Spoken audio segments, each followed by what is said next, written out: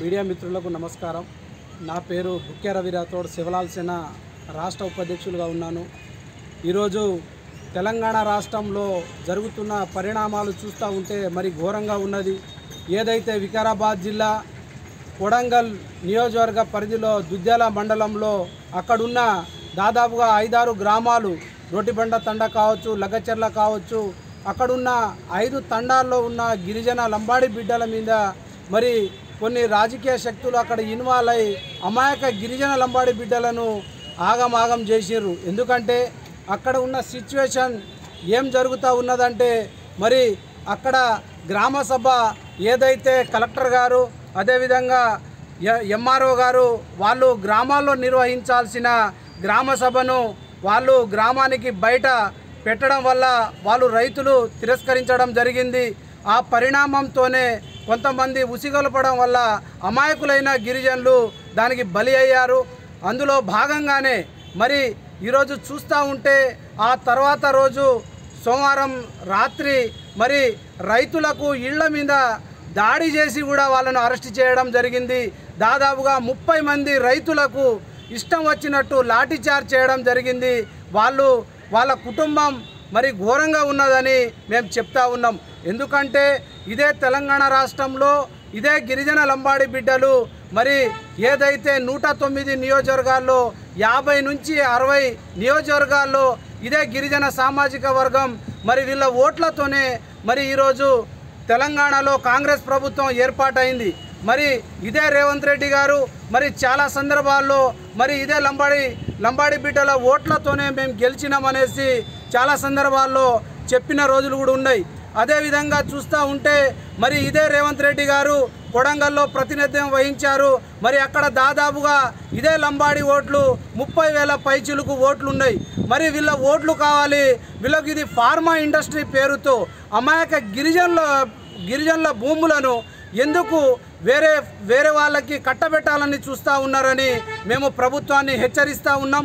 ఎందుకంటే ఈరోజు చూస్తూ ఉంటే అక్కడ ఏదైతే 5 గ్రామాల్లో అక్కడ 3 మండలాల్లో ఇంటర్నెట్ సౌకర్యం కూడా తీసేసి వాళ్లకు ఎటువంటి ఇన్ఫర్మేషన్ ఒకళ్ళకి అందకుండా మరి అర్ధరాత్రి ఇళ్లపై పడి మహిళా కానిస్టేబుళ్లతో మహిళలను కూడా చూడకుండా కొడతా ఉన్నారు. వాళ్ళు ఏం చేయాలో తెలియక చేన్లపై తలదాచుకోవాల్సిన పరిస్థితి వస్తూ ఉన్నది. మరి ఏదైతే గత ప్రభుత్వం కేసీఆర్ గారు మరి ఫార్మా హబ్ పేరుతో 14,000 ఎకరాలు సేకరణ చేసిర్రు. మరి ఆ భూమి ఏం చేస్తూ ఉన్నారని మేము ప్రభుత్వాన్ని హెచ్చరిస్తూ ఉన్నాం. మరి అదే ఫార్మా విలేజ్ అని పేరు మార్చి మరి ఇదే కొడంగల్లో మరి దాదాపుగా 8,000 ఎకరాలు గ్యాదరింగ్ చేస్తూ ఉన్నారు, భూసేకరణ చేస్తూ ఉన్నారు. మరి ఇది ఏ కార్పొరేట్ శక్తులకి కట్టబెట్టడానికి చేస్తున్నారని మేము రేవంత్ రెడ్డి గారిని హెచ్చరిస్తూ ఉన్నాం. ఎందుకంటే ఈరోజు తెలంగాణ రాష్ట్రంలో ఇదే గిరిజనులు మరి ట్రైబ్స్ మీద ఇంత ఘోరమైన చర్య తీసుకోవడం అనేది మరి ఆందోళనకరంగా ఉన్నది.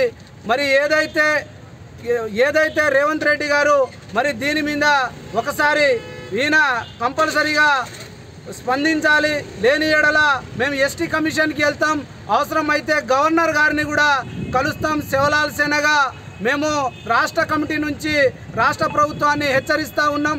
ఏదైతే ఆ లగచెర్ల తండాలో ఆ రోటిబండ తండాలో ఎటువంటి సిచ్యువేషన్ క్రియేట్ చేస్తూ ఉన్నారంటే నిన్న టీవీలో కూడా వస్తూ ఉన్నది. మరి 46 మందిని నిందితులుగా ప్రకటించి వాళ్ళని అరెస్ట్ చేస్తూ ఉన్నారు.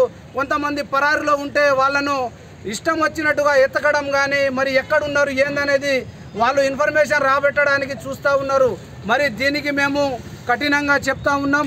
మరి రాష్ట్ర ప్రభుత్వం వెంటనే స్పందించి ఏదైతే గిరిజన అమాయక బిడ్డలకు న్యాయం జరగాలని మరి ఏదైతే గిరిజన లంబాడి బిడ్డల మీద ఇదే రేవంత్ రెడ్డి గారికి చిత్తశుద్ధి ఉంటే వాళ్ళకి న్యాయం జరపాలని మేము కోరుకుంటా ఉన్నాం.